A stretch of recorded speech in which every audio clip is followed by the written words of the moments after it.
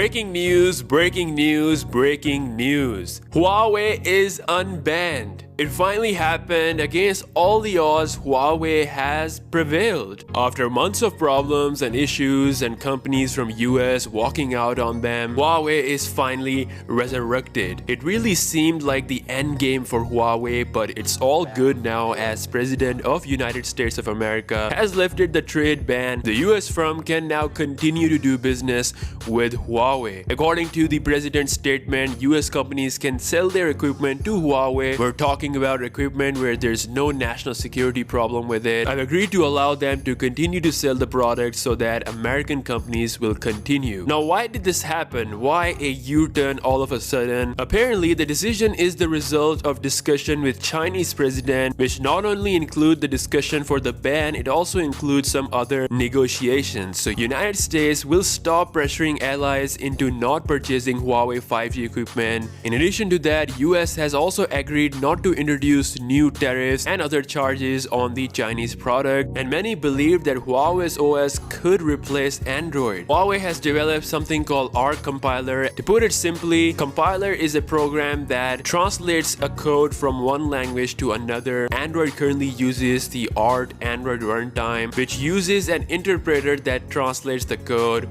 With Huawei's ARK compiler, there is no need for an interpreter, meaning it's a first direct static compiler that can do direct translation of the code into the machine language, completely removing the need of having an interpreter, which Android currently uses. So the process becomes simpler, and basically this could improve Android fluency by 25% and also increasing the speed of apps opening by 60%. The ARK compiler is currently built to work with ARM chips and Android. As we already know, the Huawei ArkOS was supposed to be based on non-Google Android, but now since the ban is lifted, Huawei could actually collaborate with Google on this. They could implement their ARK compiler to Google's Android version that can benefit pretty much all Android devices should they trust US again. I mean, after what has happened, Huawei has to think smart here. Even though they can make their own Android version faster, they still need Google because of security and, most importantly, software updates. It's been said by the CEO not long ago that Android and Microsoft OS are always been the main priority of software, and they would only use their own software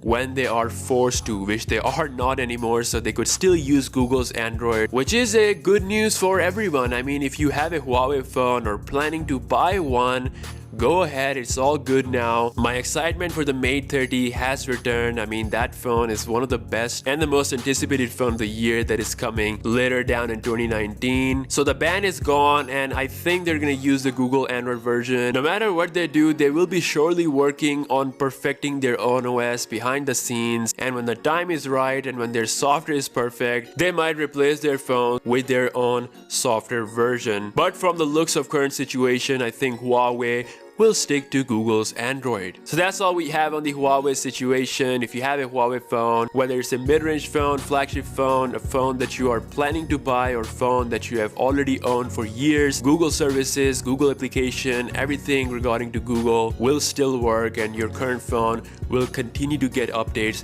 directly from Google. Thank you so much for watching this video. Let me know your thoughts in the comment section below. What do you think Huawei should do in this current situation? And I'll see you guys in the next one. Peace out.